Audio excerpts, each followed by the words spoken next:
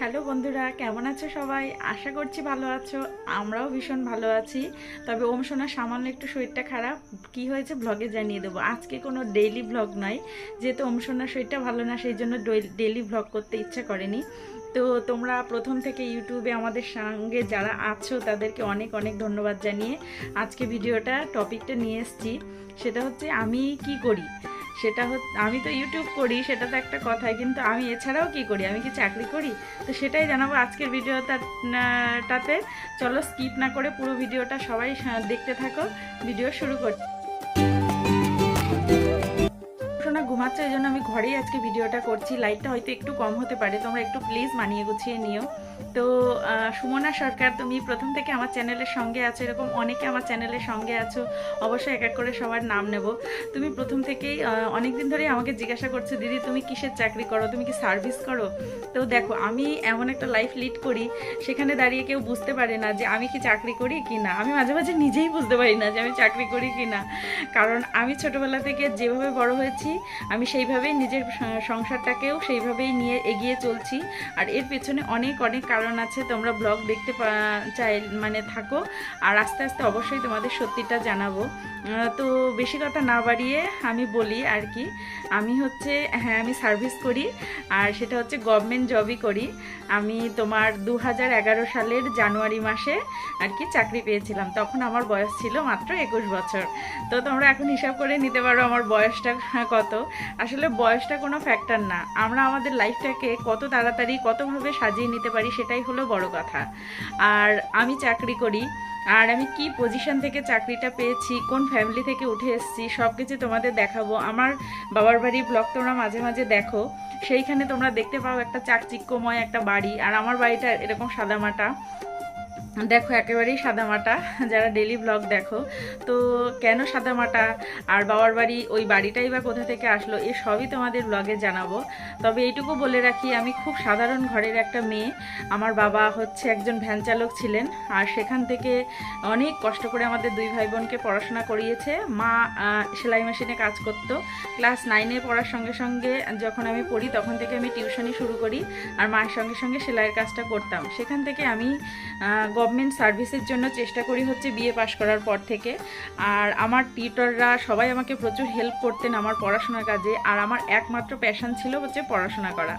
আর সেই সঙ্গে মায়ের সঙ্গে হাতের কাজ করতাম, রান্না করতাম, সমস্ত হাতের কাজ করতে আমার ভীষণ ভালো লাগতো। আর সেই সঙ্গে মাঠে যে বাবা ছোট ছোট কিছু জমি চাষ করতো, সেখানেও বাবার কাজে হাত লাগাতাম। আর সবাইকে হেল্প করাই আমার মূল উদ্দেশ্য ছিল জীবনে। কেউ যদি কোনো প্রবলেমে পড়তো, সেটা ভাই হোক, মা হোক, বাবা হোক, আমরা ফ্যামিলিতে 4 জনই ছিলাম। আমার জেঠুরা আমার ঠাম্মাকে নিয়ে আলাদা থাকতো, তো আলাদা একটা বাড়িতে। তো আমরা যেহেতু 4 জনই ছিলাম, সেই জন্য আমাদের মধ্যে না ছিল কোনো হিংসা, না ছিল কোনো রকম কোনো কূটনৈতিক চাল, এসব আমি কিছুই জানতাম না। শুধু জানতাম জীবনের লক্ষ্যে এগোতে হবে। আর সেই লক্ষ্যে এগোতে গিয়ে আমি প্রচুর স্ট্রাগল করেছি। তারপরে যখন মানে বিএ পাশ করে গেলাম, তার আগের থেকেই আর কি চাকরির জন্য পড়াশোনা করি। আর এতটাই মনোযোগ দিয়ে পড়াশোনা করি, আর ভাগ্য আমার সঙ্গ দিয়েছিল। সেই জন্য আমি কিন্তু 2011 সালে চাকরিটা পেয়ে গেছি। 9 সালে ফর্ম ফিল আপ হয়েছিল, 10 সালে পরীক্ষা হয়েছিল, 11 সালে আমার জয়েনিং হয়েছিল। সে ছিল একটা বড় আনন্দের দিন। মানে এখনও ভাবলে আমার দুঃখেও মানে আনন্দে আর কি চোখে জল চলে আসে। প্রচুর কষ্ট করে স্ট্রাগল করে মা পড়াশোনা করিয়েছিল, বাবা পড়াশোনা করিয়েছিল। পাড়ার লোক অনেকেই বলেছিল বিয়ে দিয়ে দাও, মেয়েদের পড়াশোনা করিয়ে কি হবে, মেয়ে কি চাকরি করবে নাকি, এসব নানান কথা। সবাইকে কিন্তু মুখে জামা ঘষে দিয়ে আমি কিন্তু চাকরিটা পেয়েছিলাম। আর তারপরেও কেন এখন এই লাইফ লিড করি, সেটাও তোমাদের সঙ্গে বলে রাখি। তোমাদের দাদাকে আর কি আমাদের যখন বিয়ে হয়, তো তারপর থেকেই আমার শ্বশুরমশাই গত হয়েছেন হঠাৎ করে 1 বছর পরে। তো ওম সোনার দাদা আর কি আরন তখন পেটে ছিল। আর তারপরে সেই কাহিনী যদি তোমরা শুনতে চাও, তাহলে অবশ্যই একটা কমেন্ট করে জানিও। আমি কিন্তু তোমাদেরকে সেই কাহিনীটাও শেয়ার করব।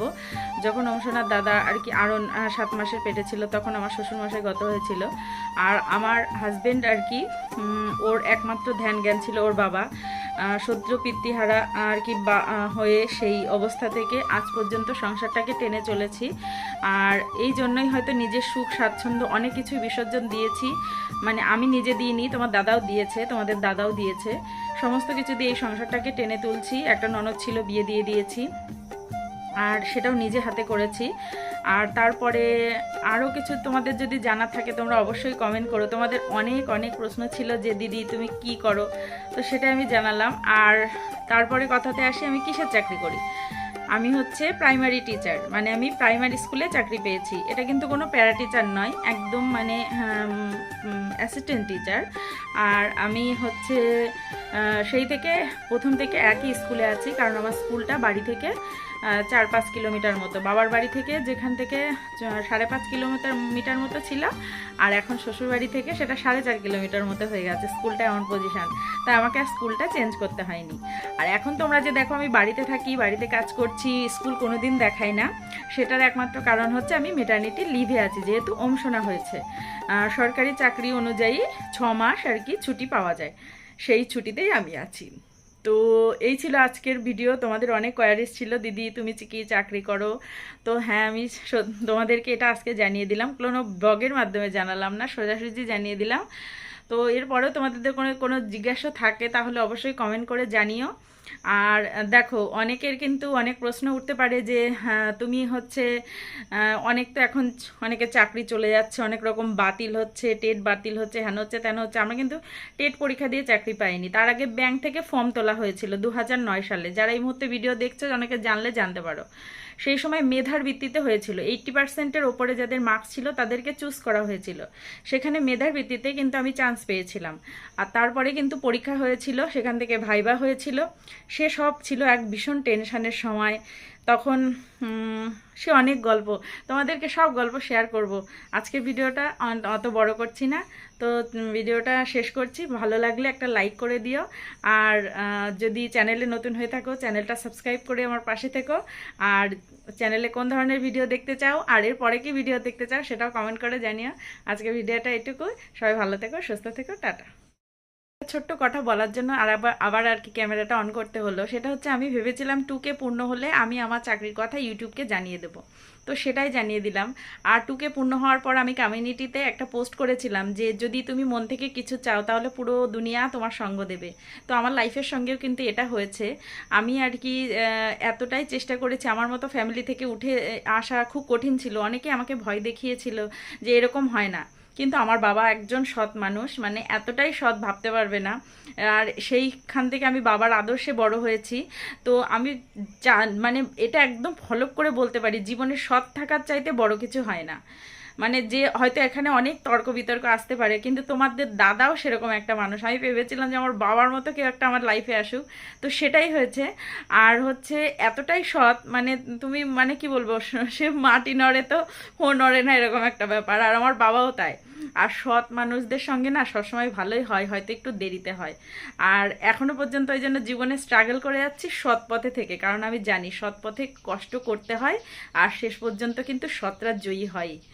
তো এইটুকুই বলার ছিল, ভিডিওটা শেষ করলাম। সবাই ভালো থেকো, সুস্থ থেকো।